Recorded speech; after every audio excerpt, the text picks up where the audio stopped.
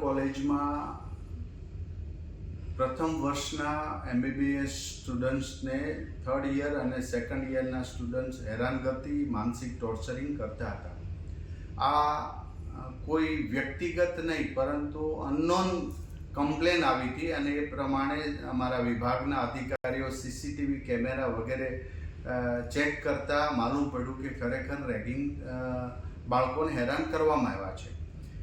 તુરંત જ પ્રથમ વર્ષના બાળક સાથેની આત્મીયતા કેળવી એમને હિંમત આપી એમને બધી સાચી હકીકત કીધી. એ પ્રમાણે થર્ડ યરના સ્ટુડન્ટ્સને 2 વર્ષ માટે હોસ્ટેલમાંથી સસ્પેન્ડ કરી દેવામાં આવ્યા છે અને સેકન્ડ યરના તમામ સ્ટુડન્ટ જે હેરાનગતિમાં ભાગ લીધો હતો એવાને 6 મહિના માટે સસ્પેન્ડ કરી દીધા.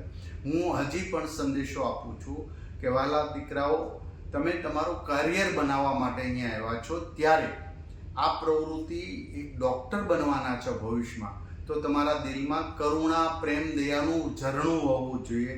એની જગ્યાએ બીજાને હેરાન કરીને તમે ડૉક્ટર બનીને પણ સફળ થવાના નથી. માટે જાગ્યા ત્યાંથી સવાર એક પણ જગ્યા પર આવી નાની એવી રેગિંગની બાબત ન બને એની ખાસ કાળજી લેવાય અને કાળજી નહીં લેવાય તો ગવર્મેન્ટ અને અમારો વિભાગ ચોક્કસ